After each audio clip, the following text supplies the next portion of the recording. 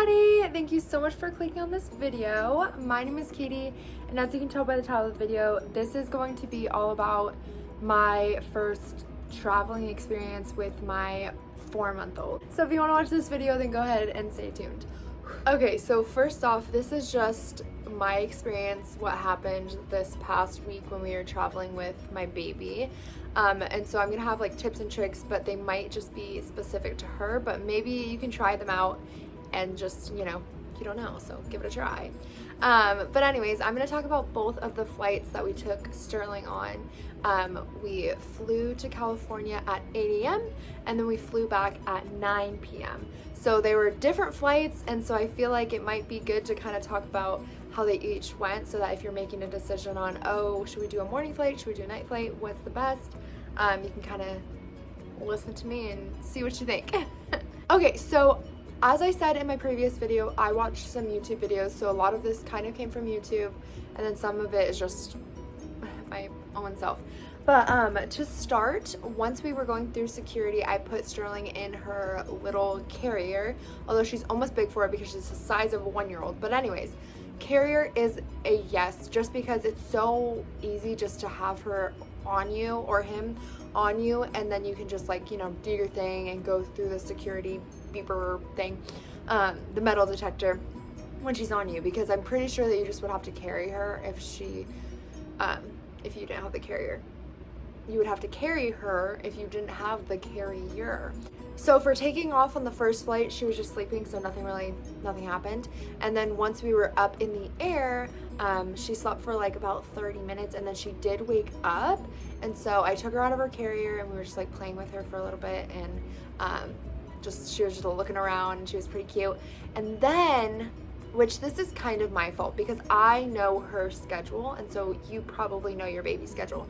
She at this age is up for about an hour to 2 hours, and so once she was awake and she was up for about an hour, she was getting grumpy, and so she definitely had a little bit of like a screaming fit on the plane, and it was a little bit stressful for me because I was like, oh my gosh, like I'm stuck in this little like part of the airplane. But we handled it good. I just passed her to Jackson. He, hung out with her for a little bit, and we just kind of rocked her back to sleep. I put her back in her carrier. It was all good to go, except when we were landing, she was sleeping, but her ears were popping, and it was kind of obvious because she was like kind of like stretching out and like uncomfortable, and her face was turning red. I felt really bad. So that is when I began to feed her, and she was all good for the rest of the flight. But basically, I learned from that experience on the second flight. So first flight, pretty good. What I recommend is, having the carrier, feeding your baby on the way down.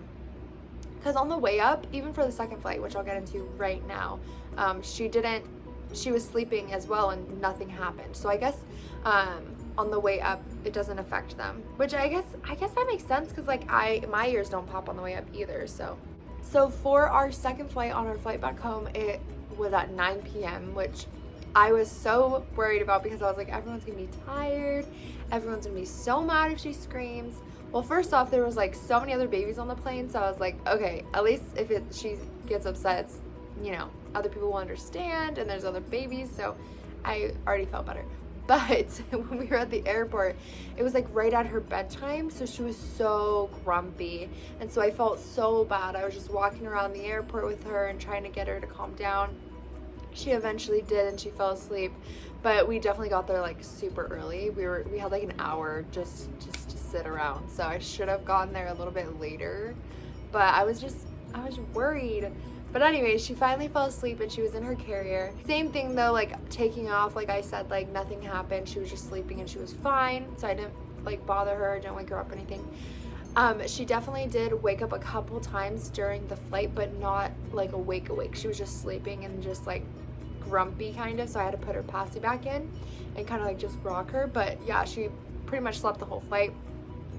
Although this time I had learned that when we go down, it's even if she's sleeping, it will probably bother her. So I took her out of her carrier, and then I just got ready to feed her, and then as soon as the they made the announcement that we were landing in like 20 minutes, I just started feeding her because when she's sleeping, she takes longer to eat anyways. So I knew that it would like be the whole time that we're landing.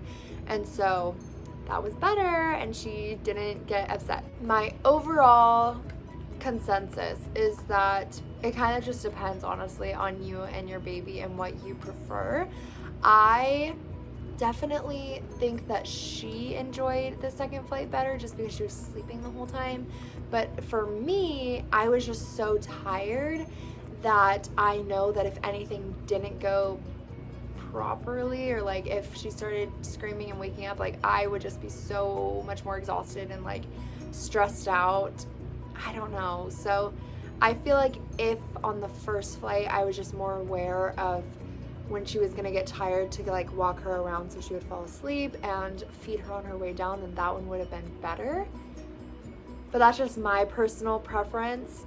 Obviously, you guys can make your own decisions. And obviously, there's more flights than the earliest and the latest, so you can do it in the middle of the day and kind of play it by ear. If you enjoyed this video, go ahead and give it a thumbs up. If you didn't, give it a thumbs down. If you have anything to say, go and leave them in the comments below. But other than that, oh, if you want to see more videos from me, go ahead and subscribe. But other than that, peace out, have a good day or night, or whatever you're doing, just do it right. Blah, blah, blah.